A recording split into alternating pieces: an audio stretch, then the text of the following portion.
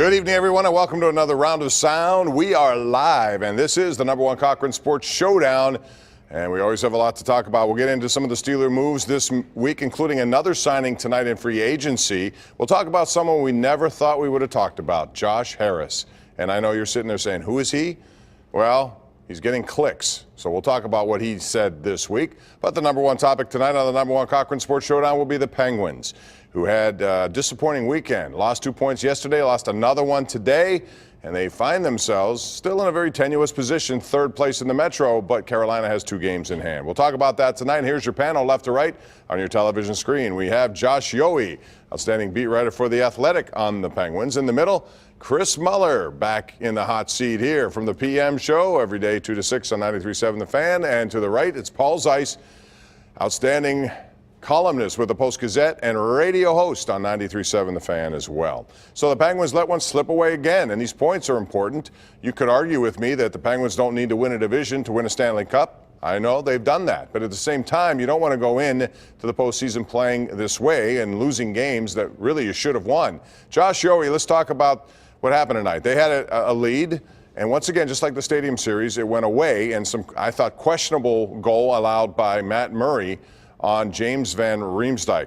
What's your takeaway from this weekend? Yeah, Bob, I didn't particularly like that goal from Murray, but boy, there were a lot of things in that third period I did not like. This team just has a lot of bad habits, and they're habits that will burn you in the playoffs.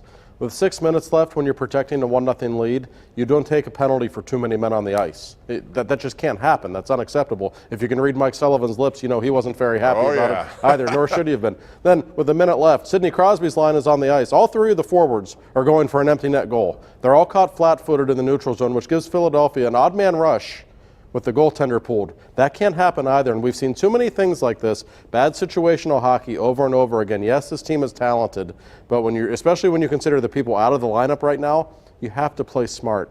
And they've been a little better about that in the last month, but this weekend, all out the window. Yeah, Josh, I have to agree with that, but what I'm going to focus on is more what you said about that tying goal. Did Murray not bathe in glory there? Yeah, sure. I mean, I think Van Riemsdyk's a pretty good player, though, and a pretty solid natural goal scorer.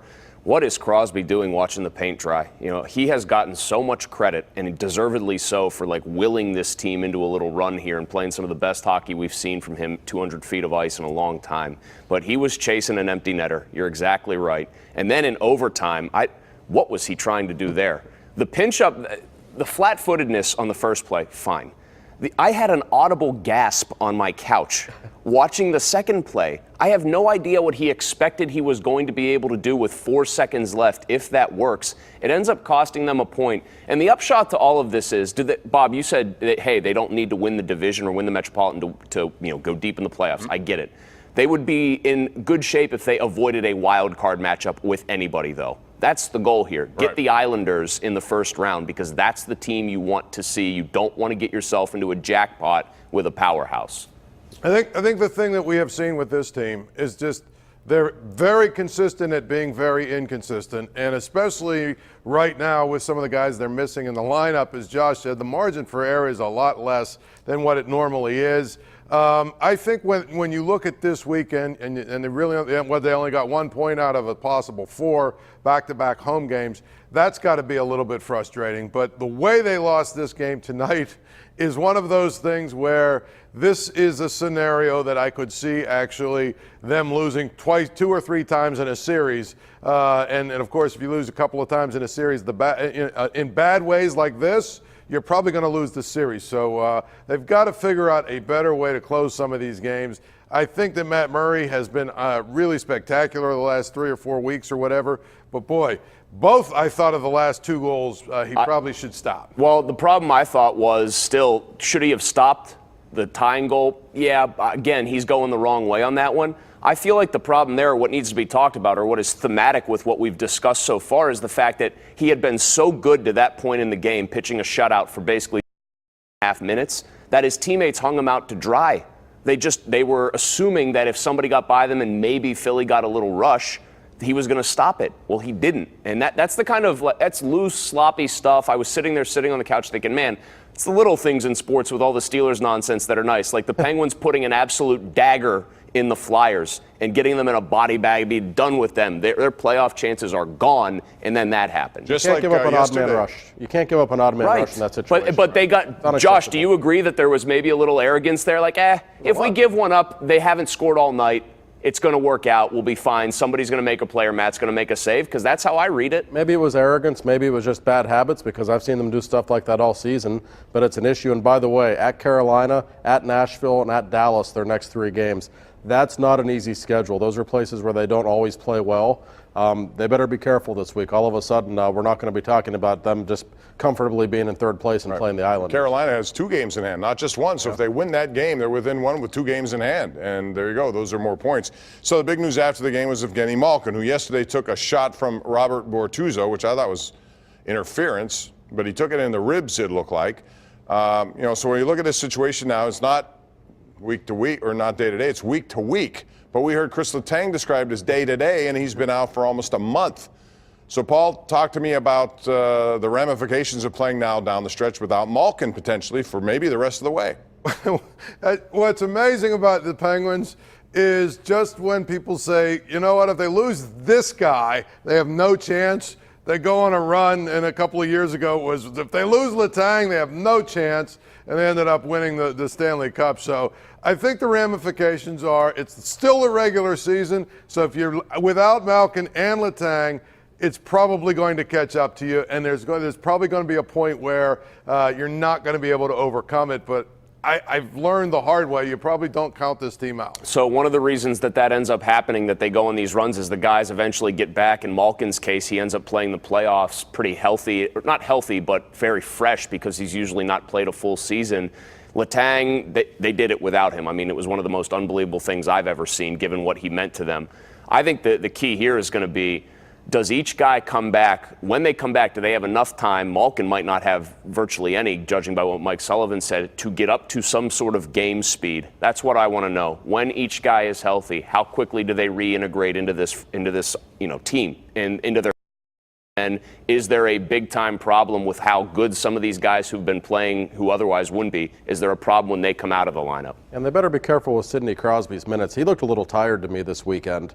He was not very sharp at all against the Blues on Saturday, and obviously he didn't have a great game tonight. He's been wonderful. He's played at an MVP level really since November. He's having one of his great seasons, so I'm hardly here to rip Sid, but he didn't have a good weekend. The responsibilities on him with Malkin out of the lineup are huge. Maybe the most important guy for the Penguins in the next couple of weeks without Malkin is Nick Bukestad. I actually thought he was really good tonight. He had a lot of good opportunities, but he needs to start scoring more. I think he's been okay since the trade, not as good as McCann. He's been okay.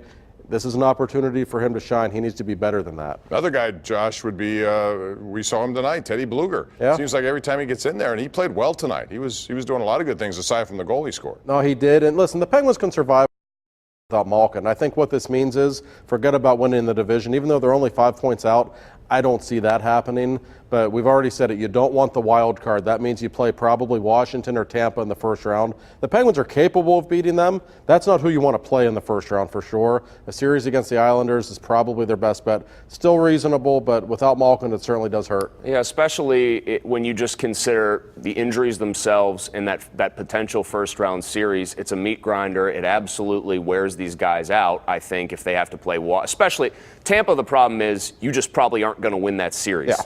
Washington, the problem is it's a crapshoot. It's a coin flip. It might come down to the healthier team and whatever goalie ends up playing better.